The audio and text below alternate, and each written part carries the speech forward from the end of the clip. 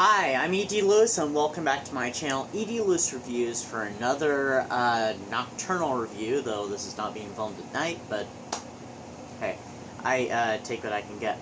So, this is part 2 of my Frankenstein reviews. Now, don't think that I've forgotten about my Dracula reviews. I haven't. I will present a new Dracula review, the next episode in my series, after Halloween. I'm not quite sure when, but after Halloween. Also, there will be some gothic romances that will be reviewed.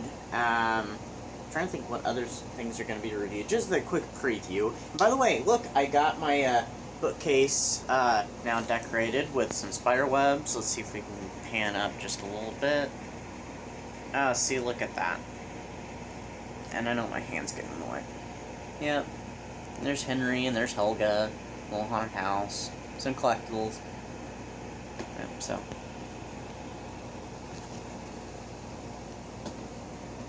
It's not quite how we had it, but it's fine.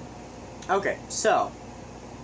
Welcome to part 2, and we're going to be covering not the first film adaptation of Frankenstein, because there was at least one earlier one. I think there might have been a couple, but there is the Edison one, which I have not seen. I'll watch it sometime. The Edison Frankenstein, which was a silent short. Can't talk much about it because I haven't seen it. I've seen pictures of it and read a little bit about it, but that's not what this video is about. This video is about the 1931 film that starred Boris Karloff, though he was not credited.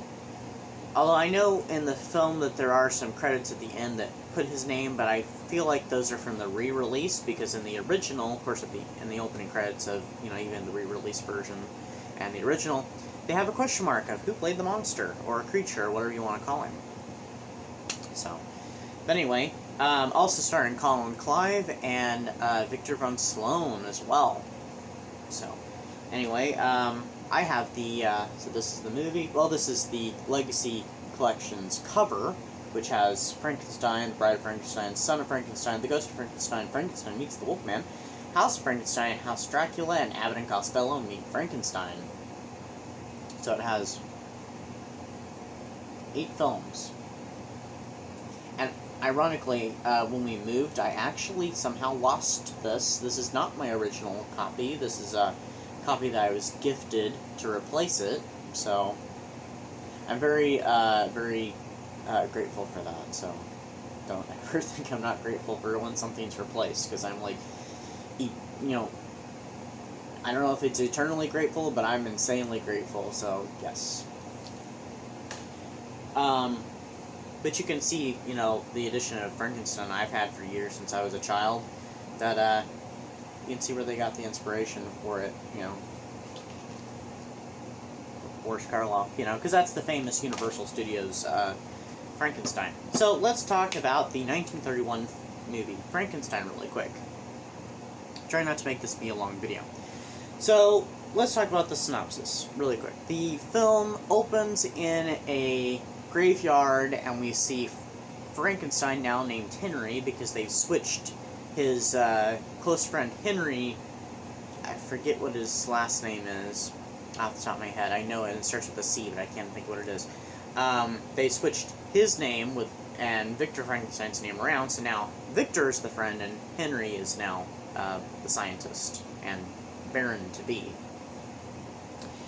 He is in the graveyard with his hunchback assistant Fritz, who is not in the original novel by Mary Shelley. And they are waiting to dig up a freshly buried corpse. Henry is engaged in a very deep experiment of mysterious nature, while his school professor, who's played by Victor von Sloan, his fiancée Elizabeth, and one of his best friends Victor, as well as his father, are all very suspicious of what's going on. Later on, when they're about to, after a brain is stolen, which I can't give too much away about that because there's something happens with that, the experiment is underway in front of the audience of Elizabeth, his old professor, and Victor. 3 not 4. as he brings to life, well, he and Fritz, a creature. Soon they discover that this creature is more than what Henry expected. He was expecting an intelligence and sophistication, civilized, something, fascinating he can, teach and even learn from himself. Well, in his, it's alive, now I know what it feels like to be God, he got more than he bargained for, as the creature is violent and animalistic. No offense to the animals. And soon the creature starts wreaking havoc upon the small village, and the surrounding areas. So that is a quick synopsis of the film. This film was directed by famed stage director James Whale from England. He came to Universal Studios and he directed the film, as well as he directed the sequel, Bride of Frankenstein, The Old Dark House, and The Invisible Man. I can't remember if there was another one he directed that was a horror classic or not. I know he directed other films, but those are the horror classics. But, anyway. And I've already mentioned who it starred. The film is based off of the Mary Shelley novel, though it takes a lot of creative license, especially in the creation of the monster using the electricity and stuff, whereas in the book it's extremely vague, and there's, elements of black magic and alchemy involved, and, possibly galvanism. It's left extremely vague by Mary Shelley, so it's left to the imagination. And it was also based off of the Peggy, Webbling? Yeah, Peggy Webbling play that was actually produced by Hamilton Dean in England. Ironically, Hamilton Dean was the same one who produced the play Dracula that the film, the 1931 film starring Bela Lugosi, Dracula, was also largely based off of. From what, I've never read this play, but it seems that the play did take on some of its own aspects and stuff, and the film is partially based off the book and the play. And from what I've heard about it, there's a lot of things that are in the play that are not in the film. But I mean, they used it as a large inspiration, and Hamilton Dean, the one who produced it, also starred in it as the monster himself, which is very interesting. So, but this was pretty much the vehicle that launched Boris Karloff's career. William Henry Pratt is his, I can't remember if he was junior or not, but that's his real name. And, I mean, he'd been in films before this, including a Tarzan film, a silent Tarzan film, some years earlier. But this is the film that launched his career, and of course they made him up as, Karloff, and Karloff the Uncanny, because he next went into production with The Mummy. And he played the Frankenstein monster 2 more times in Bride of Frankenstein and Son of Frankenstein from 35 or 36? Hold on.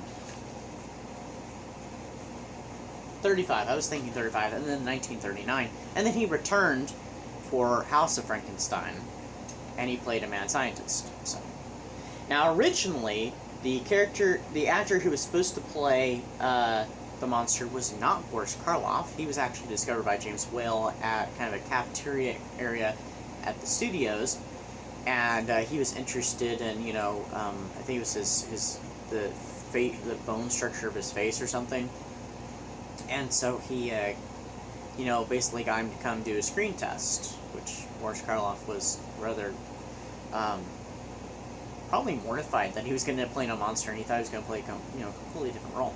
But it was originally Bela Lugosi who was supposed to play this role, and he was concerned about the makeup. He didn't, too much of his face being covered up and stuff, so he wasn't thrilled with it. Ironically, though, he'll end up playing the part in Frankenstein Meets the Wolfman. So, but he rejected the whole thing, and from what I understand, there is a screen test of him as I heard this on the special features that was on the Frankenstein DVD, which I forget what the special feature is called. But it's hosted by David J. Scull. And it's interesting. It has a whole lot more information, a lot more history than I can give you, and I'm going to give you in this video. Let's quickly jump over now. Before we close this video, the makeup, and oftentimes Frankenstein is depicted as green in a lot of media. I mean, right here he looks kind of greenish and yellowish, which yellow would be more fitting to the novel, since Mary Shelley describes the creature as, you know, having kind of yellowy skin. A lot of times with the Universal, you know, inspired makeups and masks and toys and decorations and all that stuff that you see, he's green-skinned. And even with the monsters, where he has that bluish green, that's because the makeup, which was created by Jack Pierce, the one who created, like, pretty much most of the, you know, famous Universal Studios monsters. Not the creature from the Black Lagoon, however, I don't think.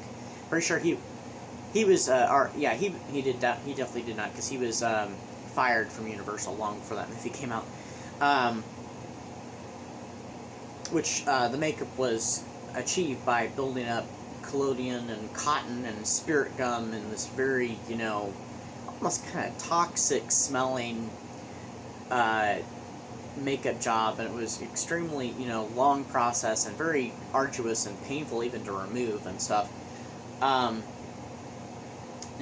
the makeup, it was, from what I understand, I've heard that it was kind of a bluish green, and it was because of the lighting, because it would make him look more corpse-like, more dead from the lighting that they were using. And then of course, it's for some reason they've ended up translating that over, because in the Monsters you see that even in their color movie and their later productions where they're in color, where, you know, he has this greenish blue skin.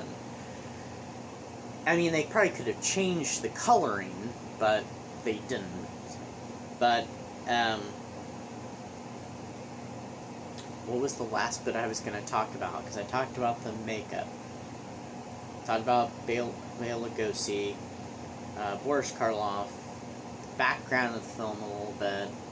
I feel like, oh yeah, the name of the monster. Now, the monster was never named, although from what I understand, I know I say that a lot from what I understand. Mary Shelley, in later, like, you know, talks and stuff, she did refer to the creature as Adam. Well, whereas in this film, and all the other films basically we see, most of the time anyway, he has no name. He's called, you know, he's called the creature. Or sometimes someone might say Frankenstein. And a lot of people seem to think that the monster's name is Frankenstein, when no, it was the creator's name is Frankenstein. From what it seems, a lot of the confusion comes from the Universal Studios, you know, doing these movies. And not to mention the fifth film, and this is just by the title, the fifth film in the series, which does not feature a male doctor named Frankenstein. It's called Frankenstein Meets the Wolfman.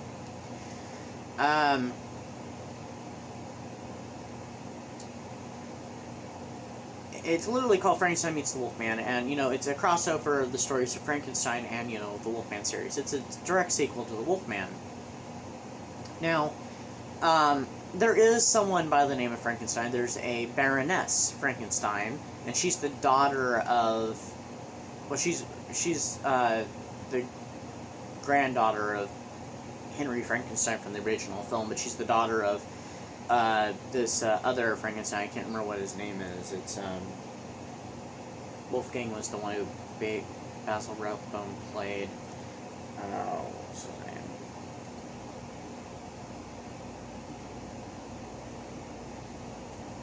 Ludwig. It was Ludwig Frankenstein. He was a psychiatrist. She's the only Frankenstein family member that's present. And so I guess the Wolfman does kind of meet her, but they showcase, you know, the monster and the Wolfman, you know, and they do have a brief fight scene at the end of the film. It's kind of like Frankenstein. It's like the Frankenstein monster versus the Wolfman. But that might be where part of the confusion comes from. Not to mention the film The Bride of Frankenstein. It's referring to the, you know, the bride that Dr. Frankenstein creates, not, you know, the bride, or, I mean, depending on how you look at the film, it could also be, you know, because Elizabeth is kind of featured prominently later on in the plot. I mean, she's in the movie, but she's a little bit more important in the second half of the plot. than she is in the first half. And so, he kind of, if you know the plot, he kind of has to do this for her in a way. So, I mean, there's another aspect of the bride of Frankenstein. But then Dr. Pretorius does say, you know, like, this bride that he's created for the creature, he says the bride of Frankenstein in rather kind of a flamboyant manner and mannerisms.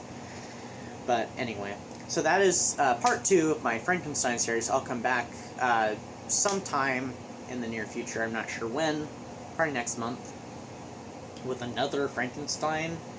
And it will be a book. It's actually a book I recently read. It's right here on my bookshelf. And I'll see you then. So have a happy Halloween. Halloween's coming up in a matter of days now. And I will see you then. So with another video right before Halloween. And it'll be a review of a short story. So stay spooky and take care. I'll see you next time. Bye-bye.